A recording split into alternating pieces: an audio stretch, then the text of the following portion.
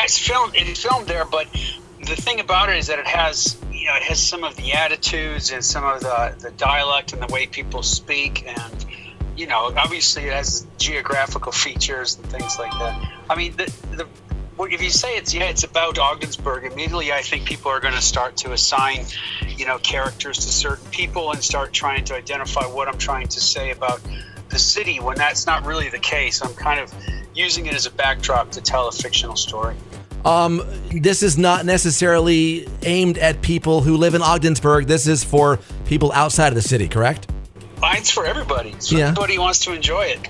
Anybody who wants to watch a good story. I kind of think the more specific you are with your storytelling, like if you're talking about a certain, a group of people from a certain place, then I think it's easier for people to understand it elsewhere.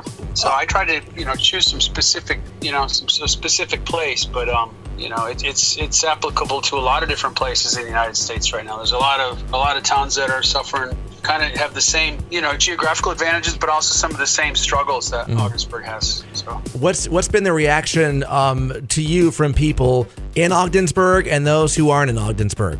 The people that have seen it are pretty excited about it. They say, wow, I love it. You really kind of, you really pick something special up here, and you can tell you really love the city. And, these characters are really kind of funny and they're interesting. And from people from outside the city that have seen it have said, wow, this is interesting. This is a fascinating place. I had no idea it existed, and I want to see more.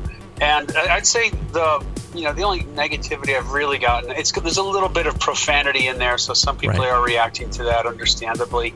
And also, people who haven't seen it, might feel some people are feeling a little, I don't know what they're feeling, but some people were a little critical at the outset. But they haven't seen it yet, so we'll see how it goes. Now you shot 15 episodes of this, right? What challenges did you have doing in Ogdensburg that you wouldn't have had elsewhere?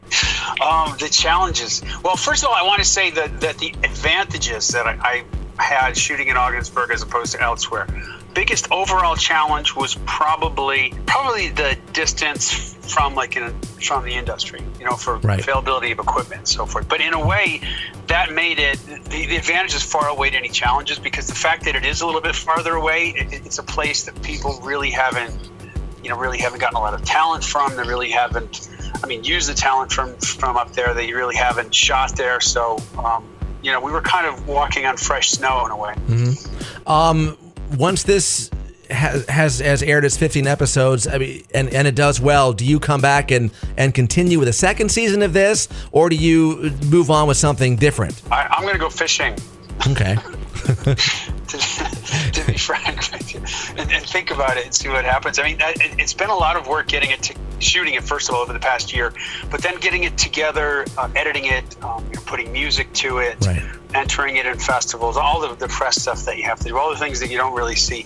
It's taken an awful lot of work, and I'm just going to take a rest and see how it's received and kind of go from there and keep an open mind with it. If this does go on to more seasons, we'd obviously have to get some more money. For the most part, this season came out of my own. The first season came out of my own pocket, and I can't afford to do another season. So either we would get some sort of funding or some sort of money, people would become interested, or what I'm hoping it does as well is it launches a dozen other ships where other people say, hey, I live in a scene, I can make my own web series, or I live in Ogdensburg, I'm going to make a short film, or I live in wherever, DePaystra, I'm going to make a movie. Ethan Henry's was making movies when I got here, and that's what attracted me to work with him. But I think that sort of attitude and entrepreneurial and willingness to take chances with digital media and basically make things is going to catch on, and that I think is probably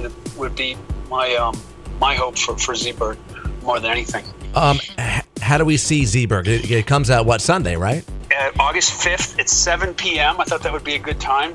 You can watch it on our website, ZBurgNY.com. Okay. Or and that will lead you to a link which is Vimeo on demand, and it's Vimeo.com on demand /ZBurg. But if you just go to ZBurgNY.com, that'll tell you where to go.